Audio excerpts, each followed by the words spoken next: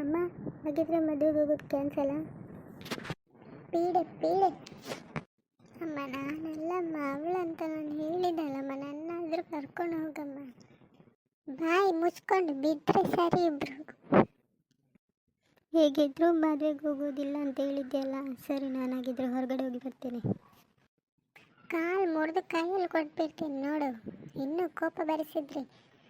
ಮದುವೆ ಅಂತ ಹೇಳಿ ಹೊರಡಿದ್ರೆ ಈಗ ಮಾಡ್ತೀರಾ? ನಾನಾಗಲೇ ಅಪ್ಪನಿಗೆ ಫೋನ್ ಮಾಡಿ ಹೇಳಿದೆ, ನೀವು ಹೋಗಿ ಬನ್ನಿ ಮದುವೆಗೆ, ನಾವು ಯಾರು ಬರಲ್ಲ. ಬರಲಿ, ಅವರು ಬಂದಾದ ಮೇಲೆ ಹೇಳಿಕೊಟ್ಟು ನಿಮಗೆ ಸಾರಿ ಪೆಟ್ಟು ಬೀಳಿಸ್ತೇನೆ. ಭಾಷೆ ಇಲ್ಲದ್ದೆಲ್ಲ. ಯಾಕಮ್ಮ, ಹೇಗಿದ್ರೆ ಸಹ ಮದುವೆಗೆ ಹೋಗೋದು ಕ್ಯಾನ್ಸಲ್ ಅಂತ ಹೇಳಿದ್ದೆಲ್ಲ, ಮತ್ತೇನು ಹೋಗೋದ್ರಲ್ಲಿ? ನಾನು ಹೊರಗಡೆ ನನ್ನ ಫ್ರೆಂಡ್ಸ್ ಜೊತೆ ಹೋಗಿ ಮಾತಾಡ್ಕೊಂಡು ಬರ್ತೀನಿ. ಎಲ್ಲಿ ಅವರೇನು ದೂರ ಇದೆಯಾ ಮನೆ? ಇಲ್ಲೇ ಹತ್ರನೆಲ್ಲ. ಹಾಂ ಬಿಡಮ್ಮ, ಕೆಳಗಿಳಿಸಮ್ಮ. ಹಾಂ, ಅಯ್ಯೋ ಅಮ್ಮ, ಅವಳೇನು ಎಲ್ಲಿ ಕರ್ಕೊಂಡು ಹೋಗ್ತಿದ್ಯಾ? ಹಾಂ, ತೆಗ್ದು ಅಲ್ಲಿರೋ ಬದಿಯಲ್ಲಿರೋ ಆ ಮೋರಿ ಇದೆಯಲ್ಲ, ತೆಗ್ದು ಅಲ್ಲಿಗೆ ಬಿಸಾಕ್ತೀನಿ. ಇಂಥ ಮಕ್ಕಳು ನನಗೆ ಬೇಕಾ? ಹೇಳಿದ ಮಾತು ಕೇಳಿದವಳು.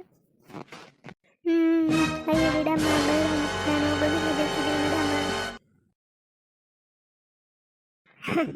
ಅಮ್ಮ ಒಳ್ಳೆ ತಮಾಷೆ ಮಾಡ್ತಾಳೆ, ಒಳ್ಳೆ ಕರ್ಕೊಂಡು ಹೋಗ್ತಿದ್ದಾಳೆ.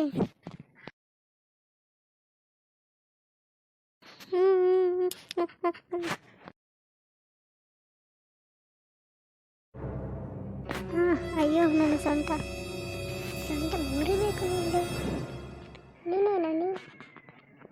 ನೀನು ಕೂಡ ನನ್ನ ಮಾತು ಕೇಳೋದಿಲ್ವಾ? ಅಮ್ಮ, ನಾನು ಹಾಗೆ ಹೇಳಿಲ್ಲಲ್ಲಮ್ಮ, ನಾನು ಸುಮ್ಮನೆ ಕೂತ್ಕೊಳ್ತೀನಿ.